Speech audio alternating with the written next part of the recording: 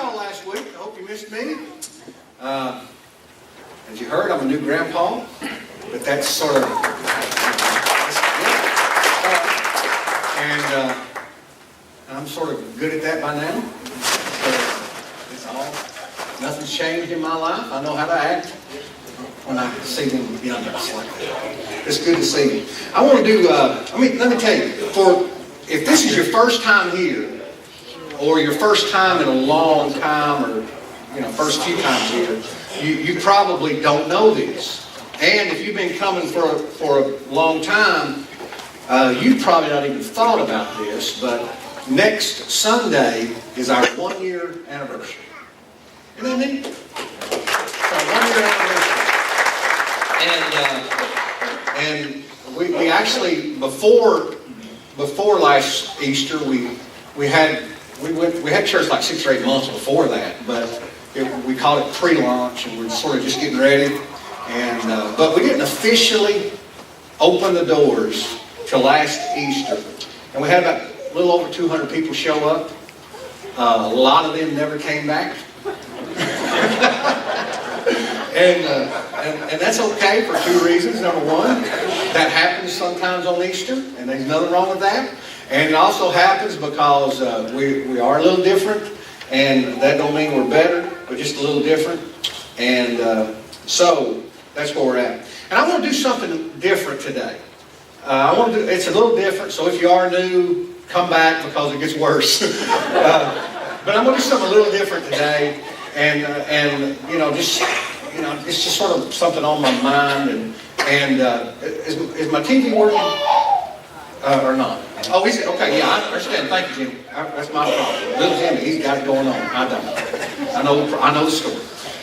So anyway, I want to do something a little different. And here, week after Easter, we'll pick up a new series after Easter. Okay. So let me tell you something. Something happens to me quite often, and in the last few years. And here's what happens. I wake up in a hotel, and I forget where I am. That's really not me. That's Dennis. But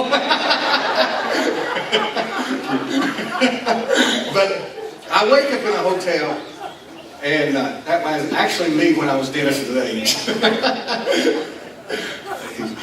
I actually wake up in a hotel, and I forget where I am. And some of you know, before doing this, actually full-time, I traveled a lot, still travel, to speak at places to hunters and fishermen. But so anyway, sometimes I'll wake up in a hotel and it's dark.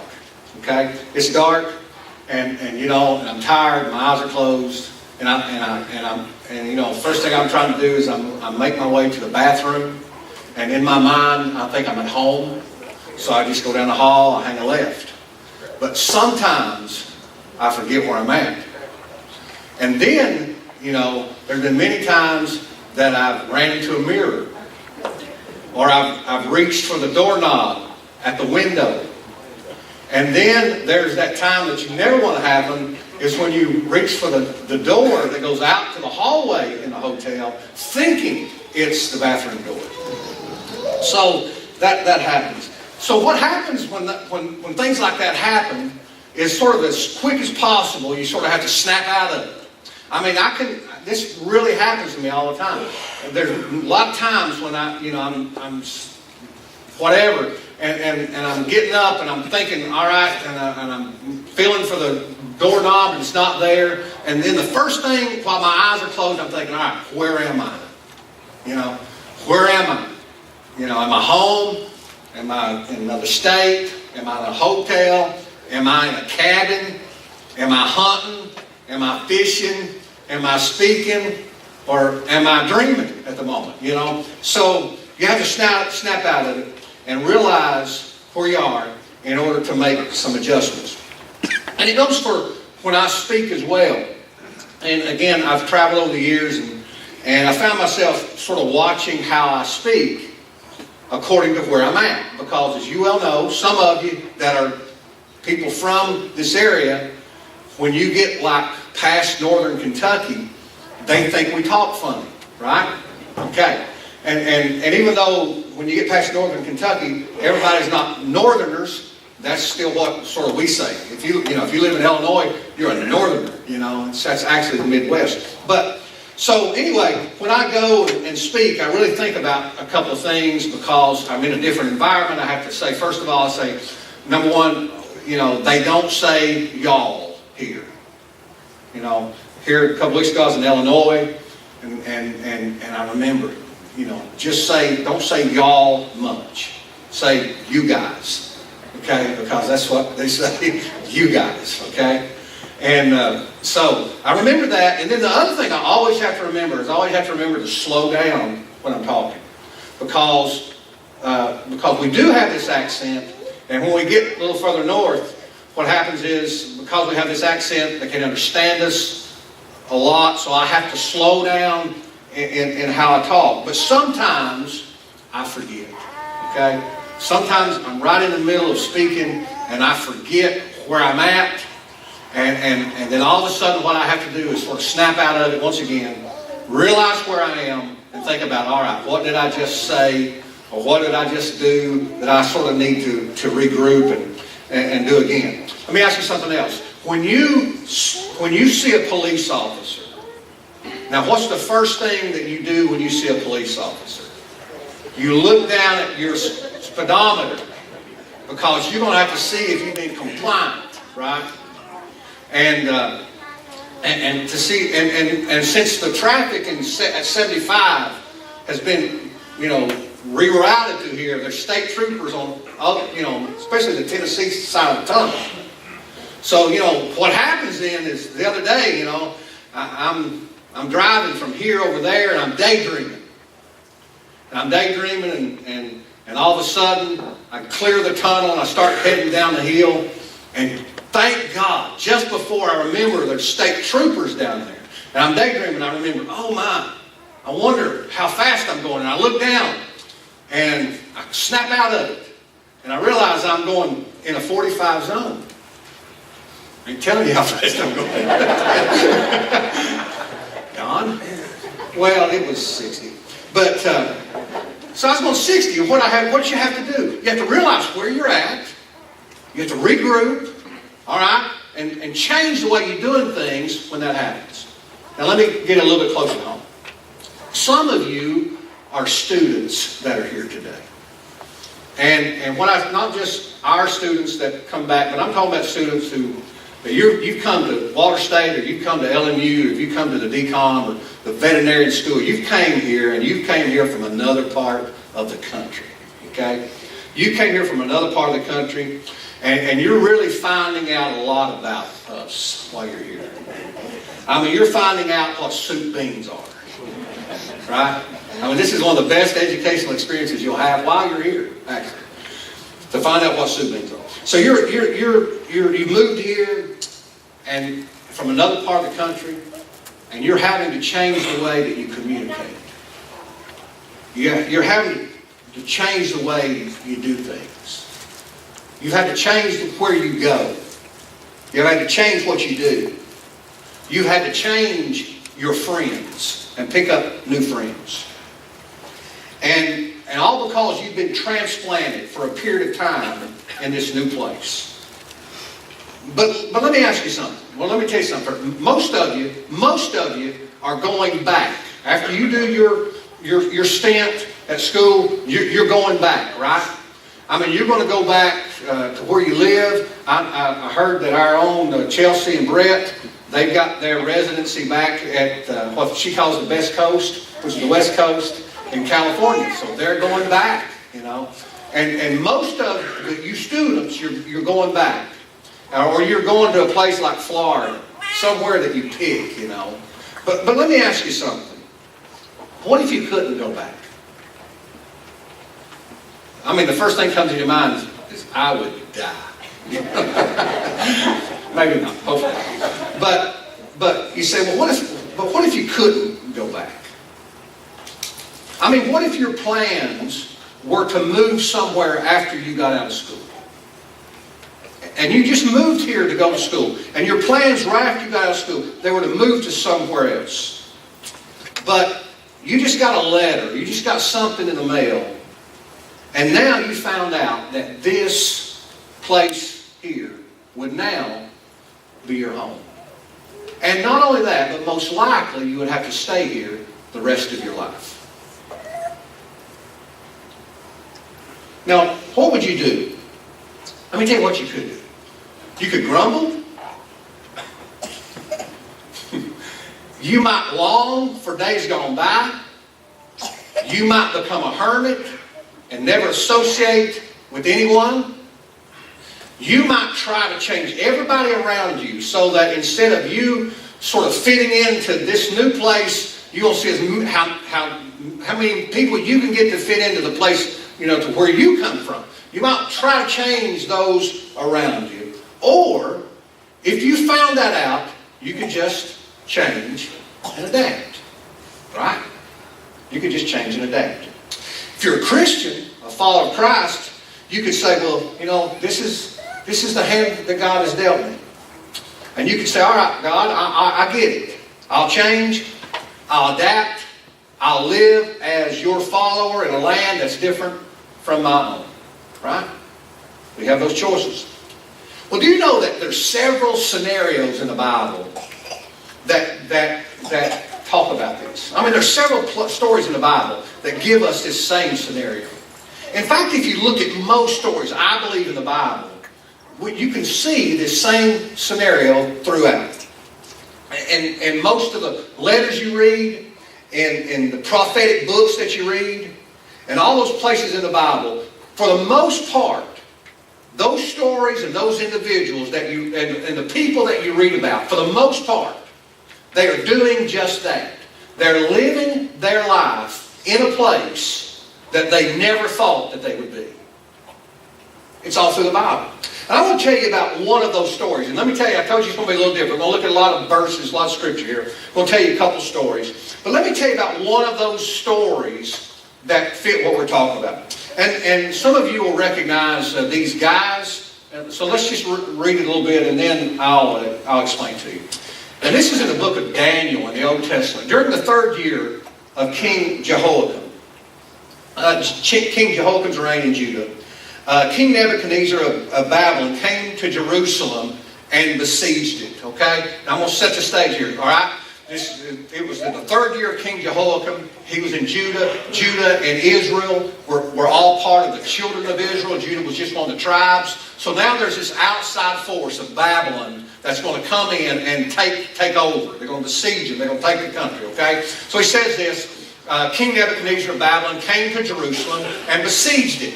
The Lord, very important, the Lord gave him victory.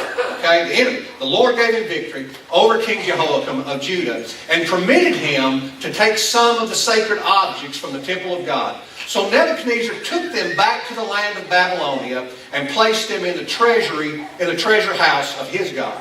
Then the king ordered Ashpenaz, the chief of staff, to bring to the palace, really important here, to bring to the palace some of the young men of Judah's royal family and other noble families who had been brought to Babylon as captives. He says this, okay, now let me stop right there. So he says, here's what I want you to do. Ashpenaz, I want you to go. We're taking over all of Judah. We're taking over all of Israel. And I want you to go, and I want you to bring back some of these young men. Like these 4 guys on the front row. In Dawson. And we're gonna bring these, well, maybe not. Select only strong, healthy, and good-looking young men. Well, let's move past that. I'm kidding. But here's what it said. He says, all right, I want you to go, and I want you to go to the royal family and other noble families who've been brought to Babylon as captives. Select only strong, healthy, and good-looking young men, he said. Make sure they're well-versed in every branch of learning. They're gifted with knowledge and good judgment and are suited to serve in the royal palace. And here's what you're to do with these guys. Train these young men in the language and literature of Babylon. Okay? The king assigned them a daily ration of food. We'll talk about that in a few minutes. The king assigned them a daily ration of food and wine from his own kitchens. They were to be trained for 3 years, and they would enter the royal service. Daniel, Hananiah, Mishael, and Azariah were 4 of the young men chosen, all from the tribe of Judah. The chief of staff renamed them with these Babylonian names. Daniel was called Belshazzar. Hananiah was called Shadrach. Mishael was called Meshach. And Azariah was called Abednego. All right? So, some of you recognize those names, right? Daniel and Meshach, Shadrach, and Abednego.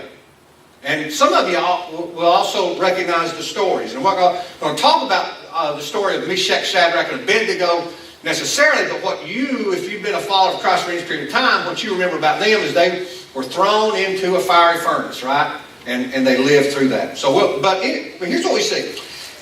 We see, if you look at Daniel, Meshach, Shadrach, and Abednego, that they were taken captive again from Babylon. And God had promised that this was going to happen. Okay, just hang on, we're getting somewhere. And God had promised that this was going to happen. In fact, here's one example.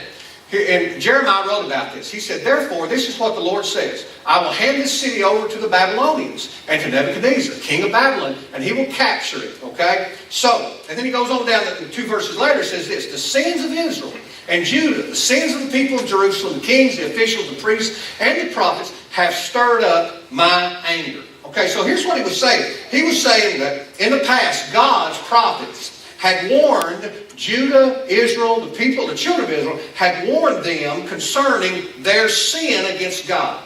Okay? They had sinned against God. God, through the prophets, had warned them and said, you know what? If you don't straighten up, you're going to be in trouble, because I'm going to allow all these people to come in and take you over. And that's exactly what happened. So he says this, the sins of Israel and Judah, the sins of the people of Jerusalem, the kings, the officials, the priests, and the prophets, they've stirred up my anger. But I don't want to end it right there, because when it's all said and done, here's how he finished that chapter. And this is God speaking to Jeremiah. And he says, I'll certainly bring my people back from all the countries where I will scatter them in my fury. I will bring them back to this very city and let them live in peace and safety. They will be my people. I will be their God. And I will give them one heart and one purpose to worship me forever for their own good and for the good of their descendants. Now, here's your defending the faith moment, okay? Because some of you saying, well, I just don't like that God comes back and says, I'm going to give them one heart and I'm going to give them one purpose and they're going to worship me forever. He says, I'm just not really into a God that says, you have to worship me. Well, you got to remember this when it comes to what God is saying in that. First of all, here's what you know, that all of us worship someone or something, okay? Everybody here worships someone or something. So when God says, I want you to worship me, He's doing that just like He said in this verse. He wants to do it for our best. God wants our best. God, by definition, is the best. In fact, you cannot think right now, if you just really grunt, really hard to think, you cannot think of anything higher than God. Okay, you can't. So when God says, I want you to worship me, He don't need you and me to tell Him how good He is. He wants our best. So therefore, He says, I want you to worship me because I want the very best for you. And God, by definition, is the very best. That's why God wants us to worship Him. So here's how it happened. Okay, we know that 70 years. Here's how all this exile took place. We know that for 70 years, the children of Israel were taken captive by the Babylonians. It actually started, it was in waves, and it started in 605 BC, and the last group was taken in 536 BC. And during that first wave of when all these captives were taken, during that first wave, Daniel and his 3 friends were taken from their homes and they were brought to Babylon to be trained in those ways that we just read. Okay? They brought them, those guys, from their home to be trained. Daniel was about 15 years of age. Okay? About 15 years of age. When God picked him out and said, I need you to go over here. Okay? He was about 15 years of age. And Daniel spent, and as far as we know, those other 3 guys did too, but Daniel spent the rest of his life, probably dying at the age of 85, he spent the rest of his life in that land of Babylon. Okay? God says, He said this, we've sinned, so the Babylonians are going to take you over for a period of time. And God allowed it to happen.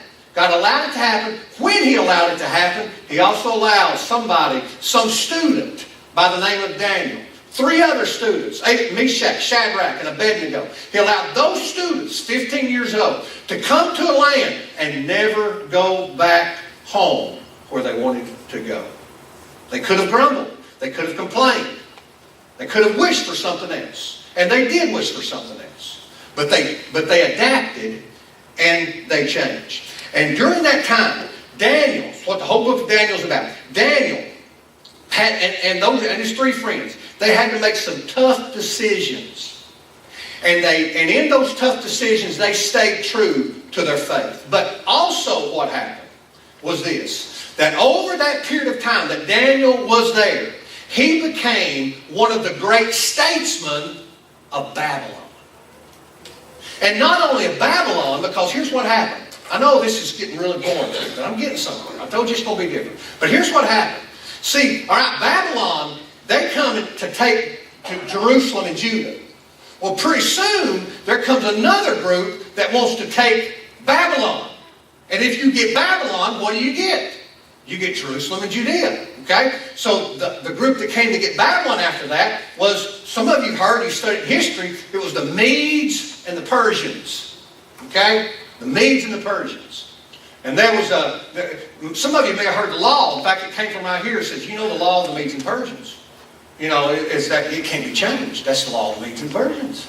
It can't be changed. So in those kingdoms, Daniel becomes a statesman. While keeping his faith, he becomes a statesman and in 2 different kingdoms. But so let me tell you what happened. Let me tell you one of the stories that happened. One of the stories that happens when they got there was Daniel said, and says, you know what? They were supposed to eat food that was put to them from the Babylons. And Daniel and his 3 friends says, you know what? This food is not kosher. So they made a deal. Here's how it went. Daniel spoke with the attendant, who had been appointed by the chief of staff to look after Daniel, Hananiah, Mishael, and Azariah. He says, please test us for 10 days on a diet of vegetables and water. Daniel said, at the end of the 10 days, see how we look compared to the other young men who are eating the king's food. Then make your decision in light of what you see. The attendant agreed to Daniel's suggestion and tested them for 10 days. At the end of the 10 days, Daniel and his 3 friends looked healthier and better nourished than the young men who had been eating the food assigned by the king. So after that, the attendant fed them only vegetables instead of the food and wine provided for the others. So when they first got there, now listen, here's what, they go to this new culture that they don't know if they'll ever be able to get out of. They go to this new culture. And the first thing that they were supposed to do with these young men, he said, man, feed them the best stuff. Because we are going to train these guys. We're going to make them the best. They're going to lead our whole government. And we're going to sort of brainwash them into the ways of the Babylons. We're going to teach them our literature. We're going to have them a whole new culture, right? So these 3 guys go in there, and they're in this new culture. And in that new culture, they're going to have to do some things that they're not used to doing. So Daniel and the 3 guys make this deal. He says, you know, the food that you're giving us is really not what we're supposed to eat. Let's make a deal. Just feed us vegetables. And if we don't look better, then we'll eat. You know, then you can take them away the next time. And we see that what happened is like the Bible says here, is they fed them only vegetables instead of food. Why? Because they looked healthier and better nourished than all the other people. Now, so here's what I want you to notice first of all. First of all, notice this.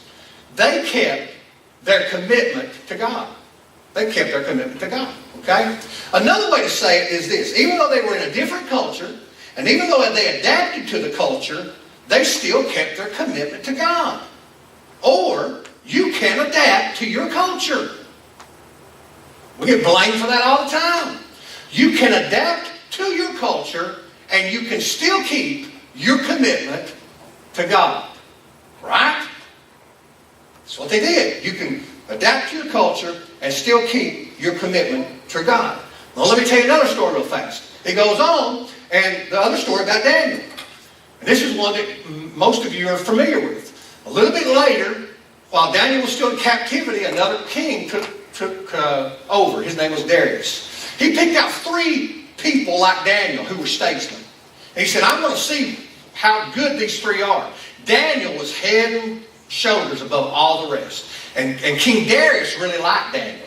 Nobody else did. They were jealous of him.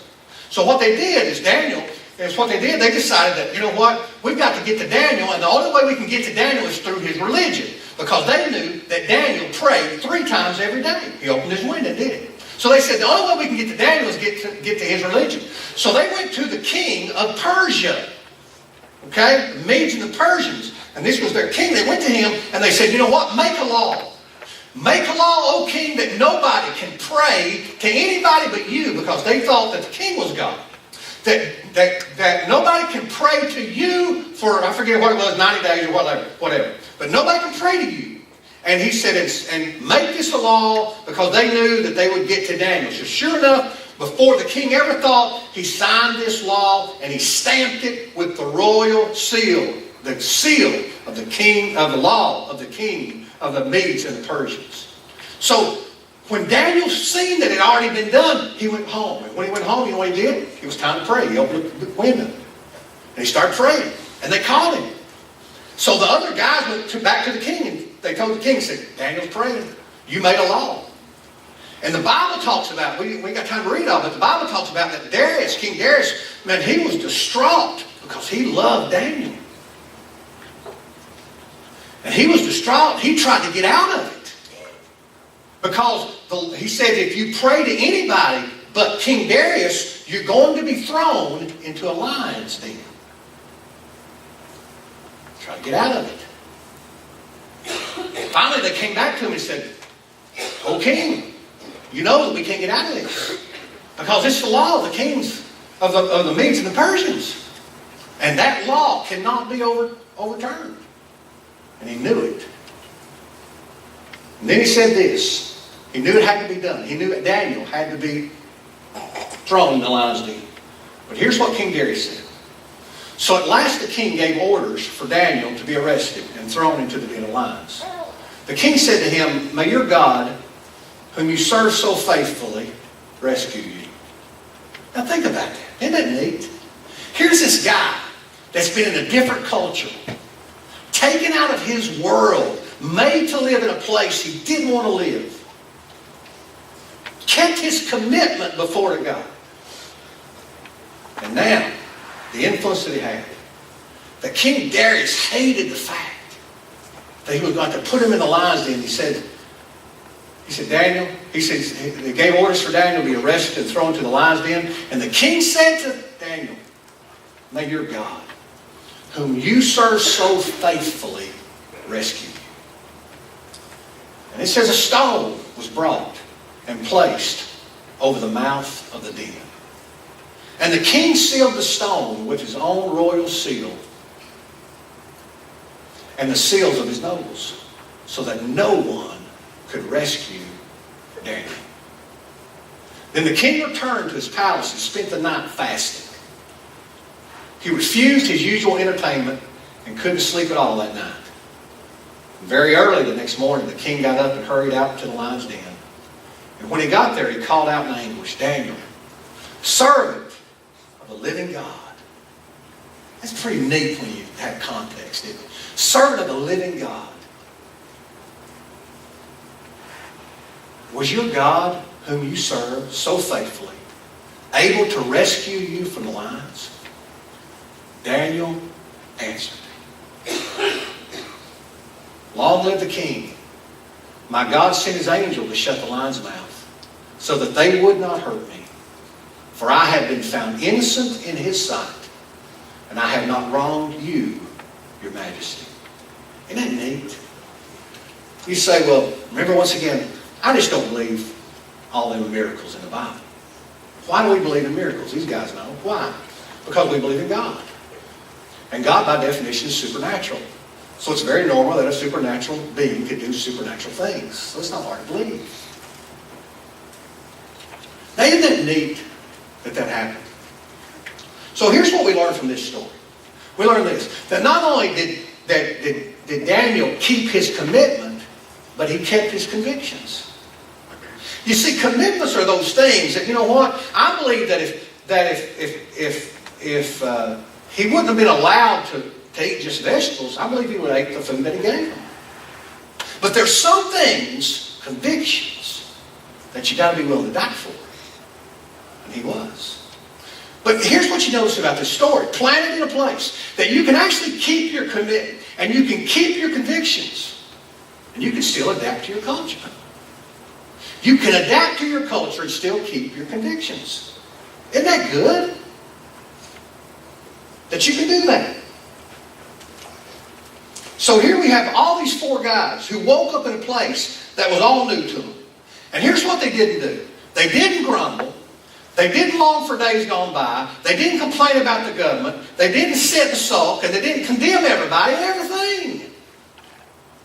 Does it sound familiar? Aren't you sick of everybody just complaining about the culture? But here's what they did. They kept their commitment. They followed their convictions. They embraced their culture. And they allowed God to use them to change their new world. Now let me tell you what happened about 7 or 8 years ago. About 7 or 8 years ago, I woke up to a new world. I think the world, I'm sure the world was new before that, but that was the time that I woke up to the new world that I was in. And according to studies, it's not my opinion, but according to studies that I'm giving to you, here's what that new world looked like. It was a world where in one that sees the world, one that sees preachers and pastors as not real or transparent. What kind of world was it? It was one that sees the church spending too little money. I woke up to a world, one that does not know the message of Christianity is good news. It was one where the majority of people in America today do not embrace Christianity. That's the stats. I woke up to a world, one where young adults say the church demonizes. The reason they don't go to church is the church demonizes everything outside of the church. It's a world where young adults say the church is boring, faith is irrelevant, and the Bible is unclear.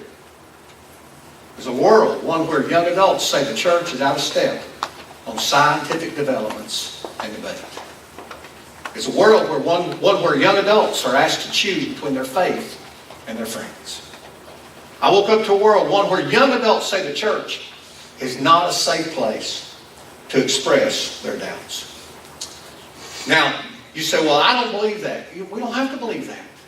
Because perception is reality, right? That's what they believe. And some of it is right. All of it may be right. But that's the world. That's the world we live in now. And I can tell you, let me just a side note right here. I never get more thrilled in thinking this right here. I never get more thrilled in thinking this. That I am 55 years old. And that stinks. But listen, I'm 55 years old. And you don't know how thrilled I am that God allowed me. And I'm thinking, if you've been here for a period of time, most of you who are around my age, He allowed us to not die grumbling and complaining and you know what else? And and blaming somebody else about how it ought to be and it used to be and it needs to be. But instead allowing us, especially us older folks, to say, you know what? We get it. We get it.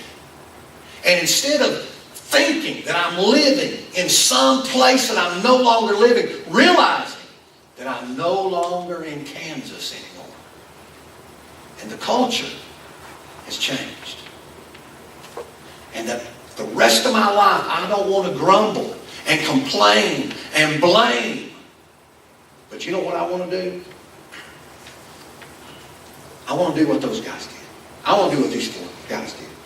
Because it seems like all we've done is we've grumbled and complained and said and sulked and condemned. But let me ask you something. But what if, especially some of you older folks, what if we're here for such a time as this? I mean, what if we're here to help make that transition? And what if we just decide to do what Daniel and those other guys decide to do? What if we decide to just do this? Just to keep our commitment to God. And to follow our convictions even to death. And at the same time, embrace our culture as our new home and our new place to do ministry. And allow God to use us to change our new world. What a concept.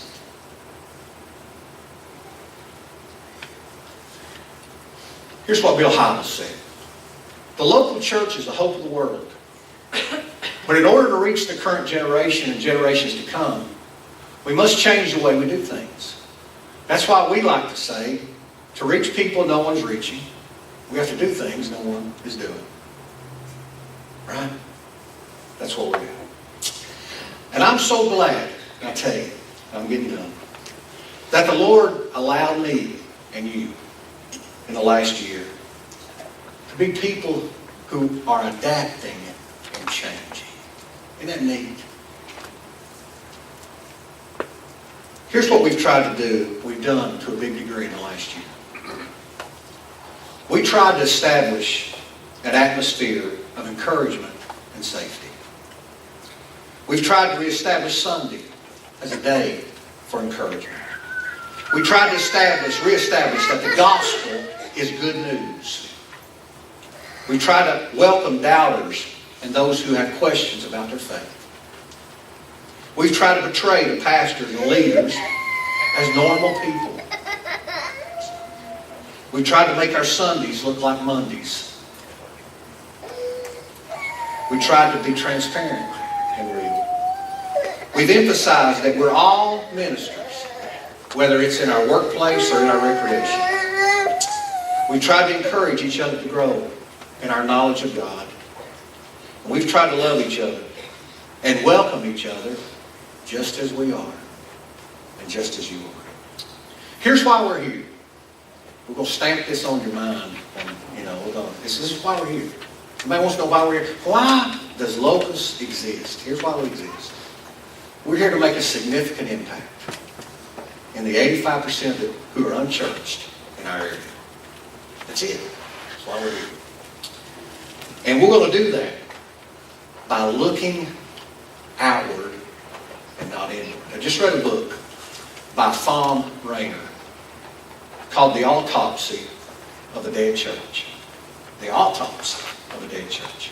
He looked at 14 churches that in the last 12 years had shut the doors.